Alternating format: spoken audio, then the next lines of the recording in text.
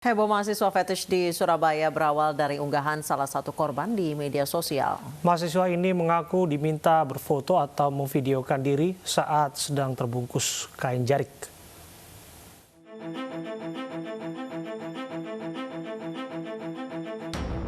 Inilah rekaman video dari seseorang yang mengaku menjadi korban pelaku pelecehan seksual dari mahasiswa di Surabaya, Jawa Timur. Ia diminta untuk membungkus tubuh dengan menggunakan kain jarik dan diikat, kemudian divideo atau difoto untuk dikirim ke pelaku. Dalih pelaku adalah sedang melakukan penelitian untuk tugas akhirnya. Hal tidak wajar ini kemudian dicurahkan korban melalui akun media sosialnya yang kemudian mendapat tanggapan dan menyita perhatian publik. Korban mengaku dipaksa dan diancam jika tidak menuruti permintaan pelaku. Penyimpangan seksual yang dilakukan pelaku disebut fetish dalam istilah psikologi. Artinya, kesenangan yang didapat seseorang sebagai respon objek yang seringkali justru tidak mengandung unsur seksual. Fetish membutuhkan benda tertentu untuk bisa membangkitkan fantasi seksual dan bahkan dijadikan pasangan agar bisa meraih kepuasan seksual yang maksimal. Jika fetish sudah mengarah ke tindakan pemaksaan serta membuat orang lain tidak nyaman, maka hal ini harus segera ditindaklanjuti dan diterapi. Tim Liputan iNews melaporkan. Dan untuk membahasnya saat ini sudah bergabung bersama kami melalui sambungan telepon Kabid Humas Polda Jawa Timur, Kombes Pol Truno Yudo Wisnu Andiko, dan juga psikolog klinis Cassandra Putranto. Assalamualaikum Pak Truno dan juga Mbak Cassandra. Waalaikumsalam, Mas Abraham. Ya, saya ke Pak Truno terlebih dahulu. Pak, bagaimana proses pengintaian, penangkapan pelaku sampai pada akhirnya melakukan pengejaran ini disebutkan ke Kapuas? Ya, benar sekali. Untuk tersangka GA dalam hal ini Polda Jawa Timur, ya, oleh penyidik Satuan Reserse Polrestabes Surabaya telah melakukan tindakan dari awal penyelidikan, penelusuran, kemudian juga mengumpulkan alat bukti. Kemudian sudah ditingkatkan dalam bentuk penyidikan, yang kita ketahui bahwasannya dari kolaborasi kita dengan UNAIR membenarkan bahwasannya bersangkutan sebelum di DO adalah mahasiswa dari UNAIR. Maka kita dapat identitas tersebut karena di masa pandemi, ya tentunya ini masa daring dan virtual, dan kita ketahui domisilinya yang bersangkutan ada di Kabupaten Kapuas ataupun Kalimantan Tengah, Pak Truno, sehingga kita lakukan penangkapan di sana. Ya, Pak Truno, apa yang membuat butuh waktu bagi aparat untuk menciduk pelaku? Apa betul pelaku berusaha untuk melarikan diri?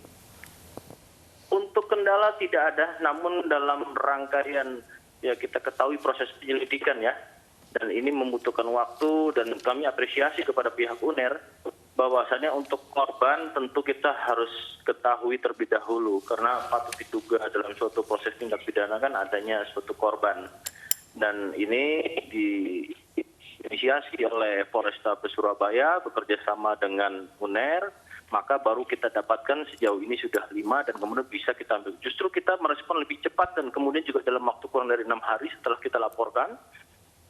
Ini berupa laporan polisi yang model A ya, atau dilaporkan oleh kepolisian, dan kita dapatkan ada 5 korban dan kemudian kita bisa melakukan penangkapan. Baik, Pak Truno, sejauh ini apa keterangan dari pelaku? Ya, untuk keterangan pelaku kita bisa dapatkan ya, baru kemarin sekitar tanggal 6 Agustus kita lakukan penangkapan, kemudian kita lakukan proses pemeriksaan awal, di mana keterangannya tentu kita ketahui bahwasannya ada sekitar 25 korban ya yang memang pernah dilakukan. Semuanya mahasiswa UNER, Pak? Fetish kain jarik. Saya tidak bisa menyebutkan dari mana, tetapi di antaranya ada dari UNER. Baik, saya ke Mbak Cassandra. Kemudian Mbak Cassandra, sejauh ini apa yang penyimpangan yang diderita atau dialami oleh pelaku, jenisnya apa, Mbak? Kalau dari saya, tentu saja harus ada pemeriksaan lengkap yang dilakukan oleh ahli yang punya kompetensi sebelum kita bisa menegakkan diagnosa. Nah, dalam hal ini kan belum dilakukan pemeriksaan terhadap baik korban maupun pelaku, ya tentu saja kita tidak bisa berandai-andai karena selama ini justru yang sudah beredar adalah pemberian label fetish tanpa didahului oleh sebuah pemeriksaan resmi gitu. Jadi kalau misalnya saya pun ditanya saat ini, tentu saja saya tidak bisa bersikap melampaui kewenangan saya, tidak bisa memberikan diagnosa tanpa adanya pemeriksaan. Baik, sejauh ini kalau melihat dari video dan lain sebagainya dan label yang telah diberikan masyarakat, apakah benar atau salah, Mbak? Ya, saya meragukan karena pemberian label itu tidak diberikan oleh ahlinya, satu, ya.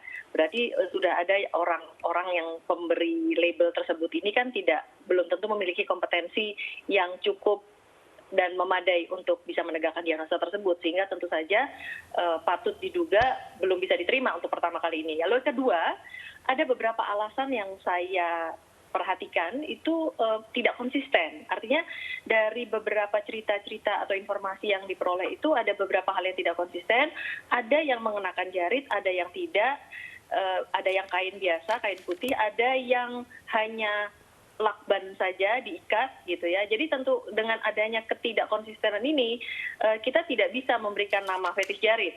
Lalu kemudian yang ketiga, yang terakhir adalah ada salah satu korban, ini pun juga harus kita verifikasi apakah korban ini benar dari pelaku yang sama atau tidak. Karena berdasarkan laporan tersebut disampaikan yang bersangkutan pernah punya pengalaman dibungkus dalam kondisi tidak mengenakan busana, lalu kemudian juga diikat, dan yang bersangkutan melakukan sentuhan-sentuhan terhadap bagian tubuh dari korbannya gitu. Nah, dalam hal ini sekali lagi berarti dengan kondisi yang tidak konsisten dan tidak sesuai dengan kriteria fetish, tentu saja akhirnya ada kemungkinan jenis yang lain gitu. Karena seperti tadi sudah disebutkan bahwa fetish itu adalah kebutuhan untuk memperoleh kepuasan dari benda mati atau dari bagian tubuh yang non-genital. Nah, apabila ternyata melibatkan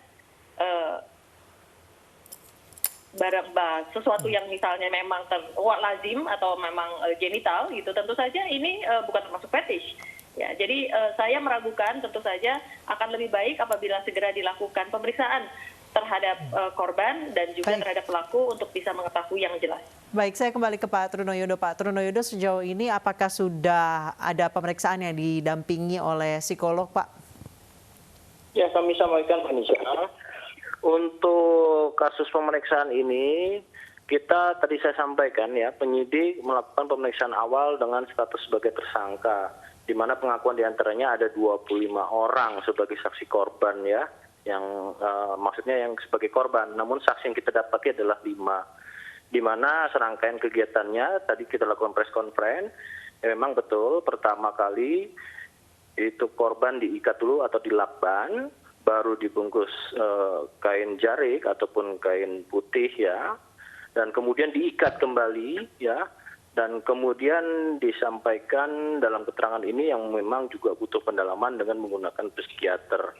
Tentunya ini menjadi ranah pada perspektif ya secara mental atau psikis yang bersangkutan. Terkait dengan alat bukti dalam proses penyidikan ini kami sampaikan, di sini yang kami terapkan adalah pasal 27 dan pasal 29 sebagaimana contoh pada pasal 45 ayat 4 dan juga pasal 45 huruf B, yaitu tentang bagaimana pengancaman dengan kekerasan kemudian menakuti seseorang yang dalam hal ini adalah korban, dan juga pasal 335 KUH pidana tentang jadi perbuatan tidak ada unsur pelecehan seksual ya, Pak, dalam hal ini ya, Pak? Untuk yang kita dapatkan keterangannya, yang bersangkutan menyatakan jadi tidak bersentuhan, tapi dia sudah bisa merasakan suatu kepuasan dalam hal seksualnya. Nah, disitulah ada keterangan yang disampaikan seperti itu. Oke, jadi betul motif dibalik ini semua hanya kepuasan seksual atau fantasi seksual pelaku, Pak? Ya, kami sampaikan tadi dalam press conference, ini dalam pemeriksaan awal, namun kami sampaikan ini butuh pendalaman kembali ya terkait motif ini, dan kita akan meminta pendapat ahli dalam hal ini juga tentunya akan didampingi oleh ahli terkait dengan perspektif psikisnya ya. Kalau perspektif pendekatan hukum kita sudah dua alat bukti yang cukup untuk perbuatan tidak menyenangkan, ancaman dengan kekerasan, menakuti orang lain, gitu, seperti itu. Baik, saya ke Mbak Cassandra. Mbak Cassandra, sebelumnya kasus serupa apakah pernah terjadi di dunia psikologi, Mbak? Saya kira yang persis sama tidak ada ya. Lagi pula ini juga ada riwayat-riwayat yang lain kan, bahwa yang bersangkutan juga punya track record atau rekam jejak yang lain gitu. Nah, dari sisi jenis pelanggarannya, saya kira ini baru yang pertama ya, belum pernah ada terjadi sebenarnya, apalagi yang dengan melibatkan adik kelas, lalu kemudian juga ada yang melibatkan pengiriman foto-foto atau video yang digunakan untuk memperoleh kepuasan ini. Ya, dari sudut pandang psikologis, apa yang penting untuk dicerna, diketahui dari perilaku tersangka ini, Mbak Cassandra? Ya, yang jelas bahwa kita tentu tidak perlu terjebak di dalam gangguan penyimpangan seperti apa atau jenis penyimpangan apa yang terjadi. Karena yang jelas pasti ada penyimpangan.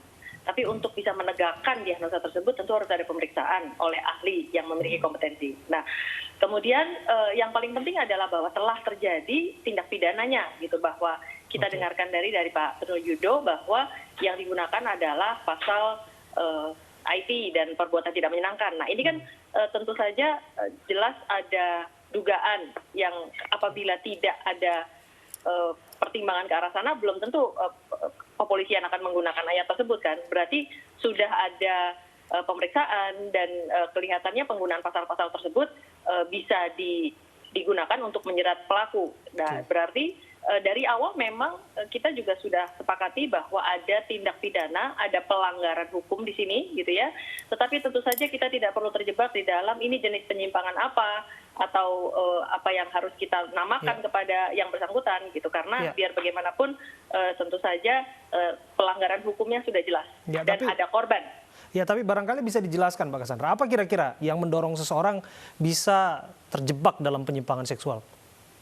Kalau dari secara teoritis memang semua tergantung kepada bagaimana seseorang memiliki pengalaman seksual di masa lalu. Ya, jadi ada sesuatu yang terjadi mungkin yang membuat dia memperoleh suatu kesenangan tersendiri sehingga akhirnya sekarang mengulang gitu ya. Nah, persoalannya kembali lagi itu juga akan menjadi ranah pemeriksaan apa dan bagaimana sebuah perilaku bisa terbentuk, itu akan termasuk di dalam proses pemeriksaan.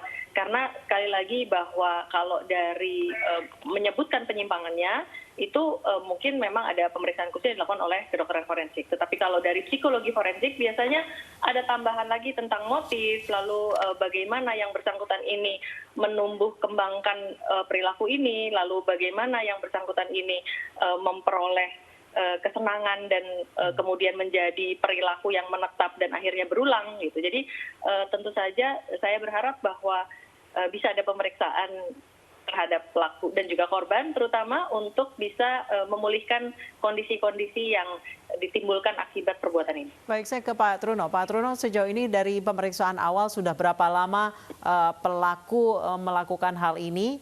Dan yang kedua, sejak kapan pelaku ini memiliki kecenderungan untuk membungkus korbannya dengan kain? Iya, benar Manisa. Jadi berdasarkan keterangan, benar sejak tahun 2015, ini berdasarkan pada keterangannya, sampai dengan 2020 saat ini, di mana memang awalnya adalah secara fisik atau bertemu langsung ya dengan korban. Terus kedua, dengan selama masa pandemi ini, mengapa dengan menggunakan virtual? Ya karena dengan masa pandemi ini, kemudian diminta dengan melalui merekam yang ada di video, dan kemudian eskalasinya seperti itu. Nah, kemudian untuk apa yang dialami, tentunya ini menjadi bagian daripada ranah ahli ya, psikiater, dan kita hargai dulu privasi terduga ini. Artinya, ini kan merupakan suatu catatan yang menjadi pada perspektif psikisnya. Dalam proses penegakan hukum kita sudah lakukan, namun nanti kita akan dampingi, terutama juga pada para korban tentunya. Baik. Terima kasih Kombes Pol Truno Yudo telah bergabung bersama kami. Terima kasih juga Mbak Cassandra Putranto telah berbagi bersama kami di iNews Sore.